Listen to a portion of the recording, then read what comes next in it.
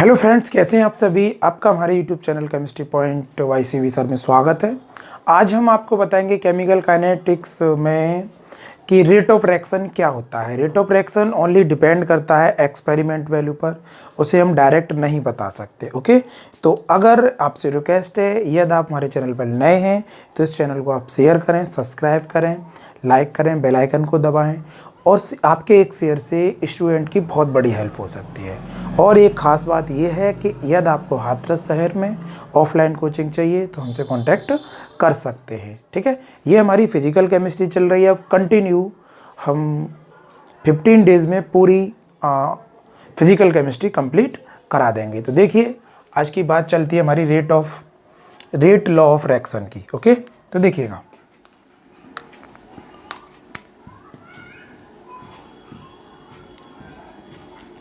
Rate law of reaction. Rate law of reaction, अभिक्रिया का वेग नियम। अभिक्रिया का वेग नियम। ओके, अभिक्रिया का वेग नियम। तो लेट कंसीडर रिएक्शन, हमने कोई भी रेट लॉ, सबसे पहली बात यह है, ये केवल एक्सपेरिमेंट वैल्यू पर डिपेंड रहता है। यानी rate law on depend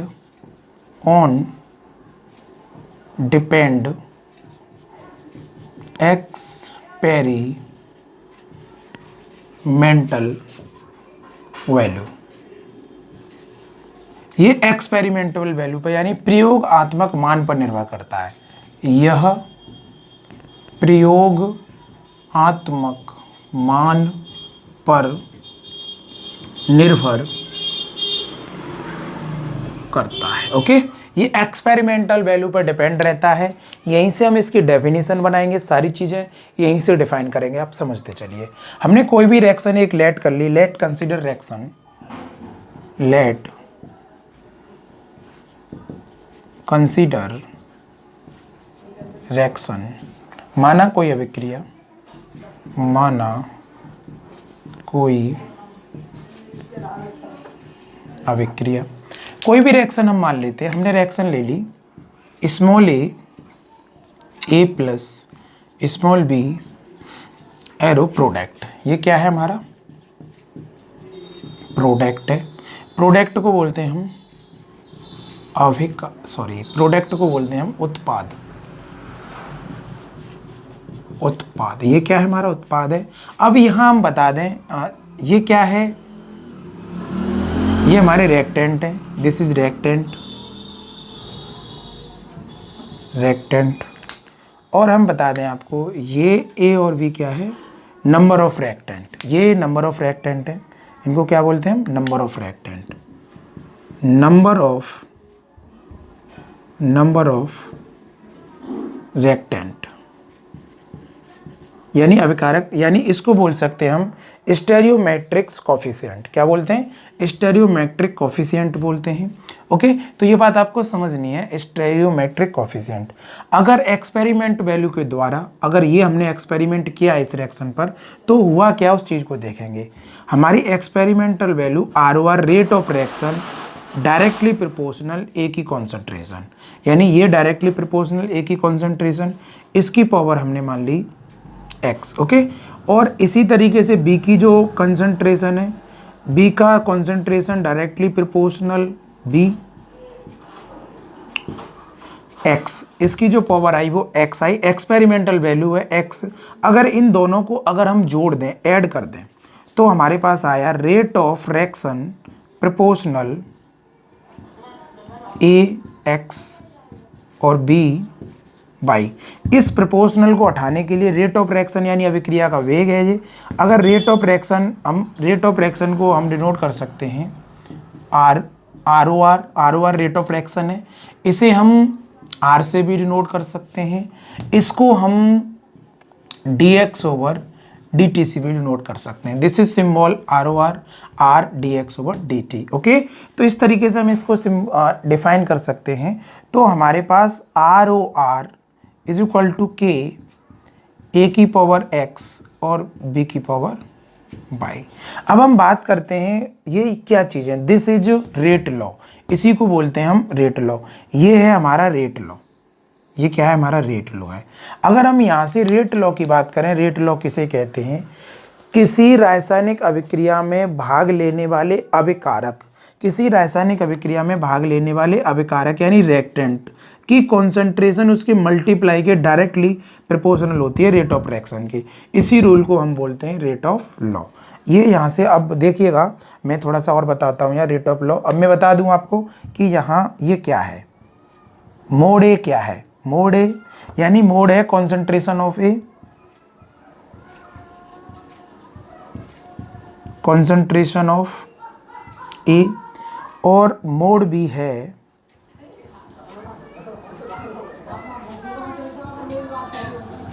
concentration of B, और एक्स क्या है, एक्स है order of reaction, order of reaction with respect to A. इसका ऑर्डर हमारा नेगेटिव भी हो सकता है, पॉजिटिव भी हो सकता है, जीरो भी हो सकता है, और फ्रैक्शन फॉर्म में भी हो सकता है। ओके, इसी तरीके से वाई है, वाई क्या है, ये भी ऑर्डर ऑफ रिएक्शन है, order of reaction with respect to B. ये भी सेम हो सकता है, ये नेगेटिव हो सकती है, यानी किसी भी रिएक्शन का ऑर्डर पॉजिटिव हो सकता है, नेगेटिव हो सकता है, फ्रैक्शन फॉर्म में हो सकता है। ओके, अगर हम बात करें x प्लस वाई की, तो ये क्या है, ये यानी ओवरऑल ऑर्डर ऑफ रिएक्शन है। ये क्या है, ओवरऑल ऑर्डर ऑफ रिएक्शन। ये कंप्लीट रिएक्शन का क्या है, ऑर्डर ऑफ रिएक्शन है। और के क्या है भैया, ये है रेट कांस्टेंट, इसे क्या बोलते हैं हम, rate constant, this is rate constant. इसको हम वेलोसिटी कांस्टेंट भी बोल देते हैं, इसका दूसरा नाम है वेलोसिटी कांस्टेंट। क्या बोल देते हैं, velocity constant. This is rule rate of reaction, यानी बेग नियम किसे कहते हैं, यहीं से आप डेफिनेशन बनाइए, बेग नियम किसे कहते हैं, यहीं से। दिस अगर मैं यहीं से डेफिनेशन है, यानी किसी रासायनिक अभिक्रिया में भाग लेने वाले अभिकारक अणुओं की सांद्रता का गुणनफल उसके बेग के अनुक्रमानुपाती होता है। यानी किसी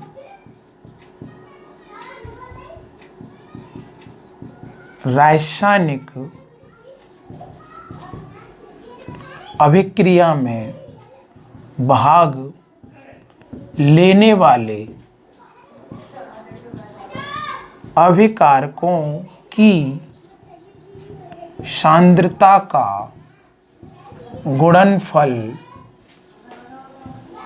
वेग के अनुक्रमानुपाती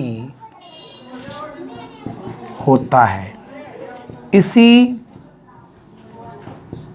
नियम को वेग का नियम कहते हैं। ओके, इसी नियम को अभिक्रिया के वेग का नियम कहते हैं। इसी नियम को अभिक्रिया का वेग नियम कहते हैं।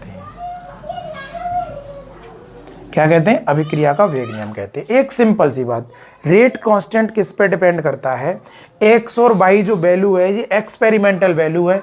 मैं पहले ही बता चुका हूँ, ऑन डिपेंड एक्सपेरिमेंटल वैल्यू, यानी जो हमारा रेट लो है वो किस पे डिपेंड करता है, एक्सपेरिमेंटल वैल्यू पर डिपेंड करता है। जहाँ ए क्या है, ए की सांद्रता है, बी मोड क्या है, बी की सांद्रता है, एक्स क्या है, ऑर्डर ऑफ रिएक्शन है विद रेस्पेक्ट टू, ये पॉजिटिव हो सकता है, ये नेगेटिव हो सकता है, ये कुछ भी हो सकता है। ऐसे बाई क्या है, order of reaction with respect to negative, positive, zero, fraction form, कुछ भी हो सकता है। हम आगे चल के बात करेंगे ऑर्डर ऑफ रिएक्शन पे। और हियर अगर यहाँ पे एक छोटी सी बात कर दें, ए और बी क्या है, ए प्लस बी क्या है, this is molecularity of reaction. A plus B को हम क्या बोलते हैं, molecularity of reaction, molecularity of reaction. इसे अभिक्रिया की आणविकता बोलते हैं। क्या बोलते हैं, अभिक्रिया की आणविकता। इसे अभिक्रिया की आणविकता बोलते हैं। अभी नेक्स्ट पॉइंट में हम मॉलिक्यूलरिटी पढ़ेंगे, रेट ऑफ रिएक्शन पढ़ेंगे, अलग अलग पढ़ेंगे इन चीज़ों पे। तो यहीं से रेट ऑफ रिएक्शन पूरा डिपेंड करता है उसकी एक्सपेरिमेंटल वैल्यू पे। तो रेट ऑफ रिएक्शन का आपको ये फॉर्मूला पता चल गया होगा कि ROR बराबर क्या होता है, K A की पावर X B की power Y। Okay, I hope ये बात आपको समझ में आ गई होगी। K क्या है, यहाँ रेट कॉन्स्टेंट है। अब आगे चल के बात करेंगे कि what is this rate constant किसे कहते हैं। ओके, यानी रासायनिक अभिक्रिया में भाग लेने वाले रिएक्टेंट का कॉन्सेंट्रेशन उसके डायरेक्टली प्रोपोर्शनल होता है रेट कांस्टेंट के। इसी को हम बोलते हैं rate law of reaction. Okay, आप इसका स्क्रीनशॉट ले लीजिए, मैं इसे रेज करता हूं, ले लीजिएगा स्क्रीनशॉट इसका। ओके,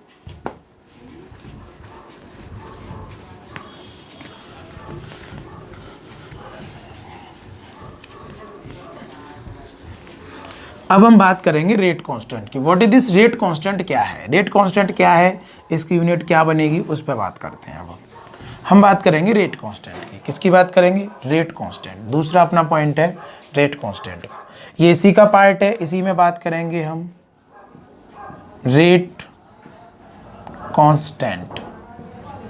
रेट कांस्टेंट का दूसरा नाम है velocity of reaction, velocity of reaction, इसे बोलते हैं वेग नेतांक। वेग नेतांक क्या बोलते हैं, वेग नेतांक। हमने कोई भी रिएक्शन मान ली, कोई भी reaction A plus V arrow product. अब एक बात हम आपसे कहें कि रेट ऑफ कांस्टेंट क्या होता है, इसको कैसे डिफाइन करेंगे। एक बात हम मान लें कि इसकी जो कॉन्सेंट्रेशन है, ये हमारे क्या है, ये हमारे रिएक्टेंट हैं, दिस इज रिएक्टेंट। अगर A की जो कॉन्सेंट्रेशन है, A की जो कॉन्सेंट्रेशन है वो 1 यूनिट हो, कितनी हो, 1 यूनिट, और B की भी कॉन्सेंट्रेशन कितनी हो, 1 यूनिट हो, 1 यूनिट हो, then according to rate law, according to rate law. अब यहीं से बात करेंगे हम according to rate law. According to rate law, अब रेट लॉ क्या कहता है, किसी भी रिएक्शन का rate of reaction directly proportional A की कॉन्सेंट्रेशन X और B की कॉन्सेंट्रेशन Y। ओके, ये होता है, ठीक है। अब इसको मैं R दिखा देता हूँ, R इसको बोल देता हूँ मैं dx ओवर dt, मैंने बताया था पिछले, अभी तुरंत ही बताया था। तो इसको K और A X और B Y। अब हमारे पास A की कॉन्सेंट्रेशन कितनी है, AX ओवर dt बराबर K 1 की पावर X और 1 की पावर Y। किसी की पावर कितनी भी हो, 1 की पावर कितनी भी हो, उसकी वैल्यू 1 ही आती है। तो ये हो गया dx over dt is equal to K। when reactant is concentration 1 unit, it's called rate of reaction rate constant। यानी जब हमारे पास जो रिएक्टेंट हैं, जो अभिकारक हैं, उनकी सांद्रता 1 हो तो अभिक्रिया का वेग ही वेग नेतांक कहलाता है। यानी when constant rate of concentration 1 units, it's called rate of reaction rate constant। यानी जब हमारे पास ये एक यूनिट हो तो रेट कांस्टेंट ही क्या कहलाता है, रेट ऑफ रिएक्शन कहलाता है। इसको बोल सकते हैं ROR is equal to rate constant. क्या बोलेंगे, रेट कांस्टेंट। ओके, अब यहां से एक बात समझ में आ गई, यदि अभिकारकों की सांद्रताओं का गुणनफल 1 हो, यदि अभिकारकों की सांद्रताओं का गुणनफल 1 हो तो अभिक्रिया का वेग ही वेग नेतांक कहलाता है। यहां से हम एक बात बोल सकते हैं, यदि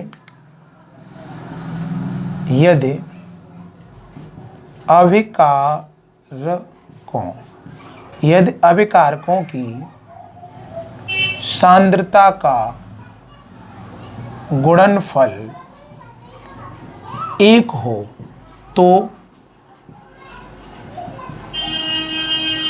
अभिक्रिया का वेग ही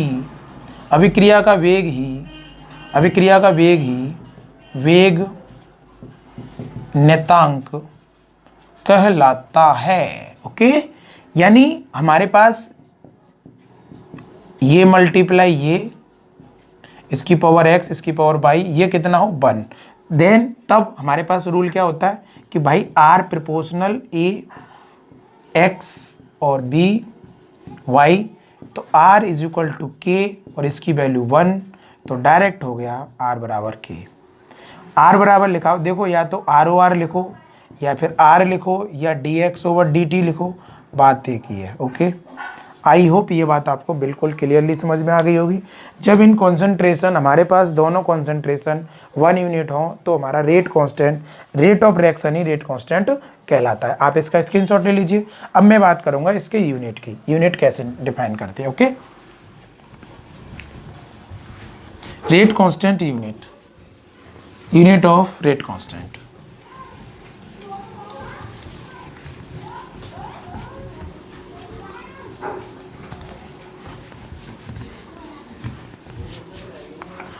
अब हम बात करेंगे यूनिट ऑफ रेट कांस्टेंट की। ओके,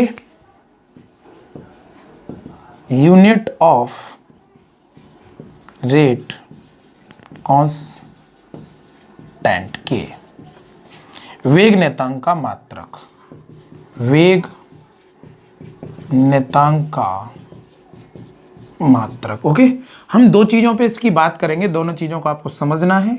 हमने कोई रिएक्शन ले ली a plus v, arrow product according to rate law, according to rate law. Rate law क्या कहता है, आर प्रोपोर्शनल ए की पावर x और बी की पावर y। ओके, ठीक है भाई, तो r is equal to K. Rate law इस पूरे चैप्टर में मेन है, इसके बिना कुछ नहीं हो सकता, ये समझ लो आप।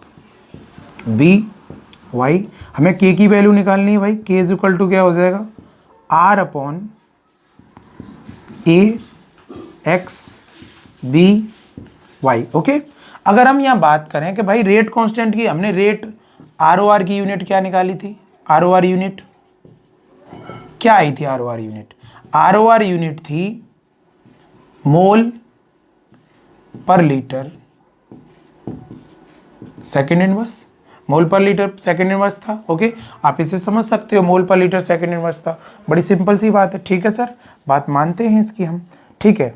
तो अभी एक बात समझ लीजिए, तो के इसकी यूनिट क्या है भाई, मोल पर लीटर सेकेंड इनवर्स अलग कर लो, ठीक है। अब ये भी तो कॉन्सेंट्रेशन है, कॉन्सेंट्रेशन की यूनिट क्या होगी,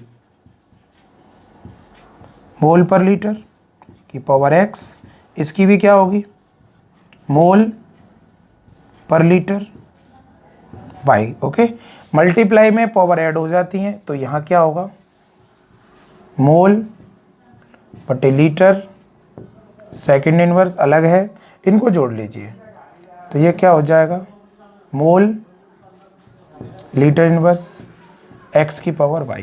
अगर इसको हमने जे क्या था, ऑर्डर ऑफ रिएक्शन था, ओवरऑल इसे n मान ले, हम इसको क्या मान लें, यानी x प्लस y इसका ऑर्डर, यानी रिएक्शन का ऑल ओवर ऑर्डर क्या है, n है। ओके, इसका रिएक्शन का ऑल ओवर ऑर्डर क्या है, n मान लिया हमने, तो देन क्या होगा, mole litre upon mole litre n, और ये हो जाएगा 1। ओके, और ये सेकेंड इनवर्स है ये आपका, तो ओवल और इसका जो यूनिट आई निकल के वो क्या आ गई भाई, mole litre 1 minus n। Okay, second inverse, this is unit of rate constant. अब ये यूनिट डिपेंड करती है रिएक्शन के ऑर्डर पर, दिस इज यूनिट, यानी रेट कांस्टेंट की यूनिट किस पर डिपेंड करती है, यूनिट पर। अब ये बात तो हमारी क्लियर हो गई, ठीक है। अब हम बात करें, यदि हमारे पास order n is equal to 0 हो सकता है, 1 हो सकता है, 2 हो सकता है, 3 हो सकता है, यही टर्म्स हो सकता है, ठीक है। अगर 0 ऑर्डर की रिएक्शन है तो रेट ऑफ कांस्टेंट की यूनिट क्या होगी, जरा समझें। तो हमारे पास क्या है, k इज इक्वल टू क्या निकल के आया भाई, mole litre 1 minus n second inverse. अगर आपने 0 लगाया तो क्या आएगा, मोल लीटर सेकंड इनवर्स, यानी mole litre inverse second inverse. ये जीरो ऑर्डर के लिए यूनिट हो गई, यानी n बराबर जीरो पर ये जीरो ऑर्डर की रिएक्शन के लिए यूनिट हो गई। रेट कांस्टेंट की क्या निकल के आई भाई, mole litre inverse second inverse. अगर n इक्वल टू 1 यूज करते हैं हम, तो रेट कांस्टेंट की यूनिट क्या होगी, आप यहीं से समझिएगा, mole litre 1 minus 1 second inverse. तो फाइनल क्या आ गई, सेकेंड इनवर्स। यानी 1 ऑर्डर के लिए रेट कांस्टेंट की यूनिट क्या होगी, यानी वेग नेतांक की यूनिट क्या होगी, सेकेंड इनवर्स। ऐसे ही हम सेकेंड ऑर्डर के यानी n बराबर 3 के लिए बात करें, यानी n इक्वल टू 2 के लिए बात करें, तो k बराबर क्या होगा, mole litre 1 minus 2 second inverse. यानी टोटल आ जाएगा मोल लीटर की पावर -1 और ये हो जाएगा सेकेंड इनवर्स। यानी फाइनल यूनिट बन गई mole litre inverse, mole inverse litre, L को ऊपर ले जाएंगे प्लस का हो जाएगा, और ये सेकेंड इनवर्स। ठीक है, this is unit of rate constant. इस तरीके से हम किसी की भी यूनिट निकाल सकते हैं। आई होप आपको ये सारी बातें क्लियर हो गई होंगी, समझ में आ गई होंगी। अच्छे से समझिएगा। इसके बाद हम बात करेंगे रेट मॉलिक्यूलरिटी की, इसके बाद बात करेंगे ऑर्डर की। तब तक के लिए जय हिंद, जय भारत।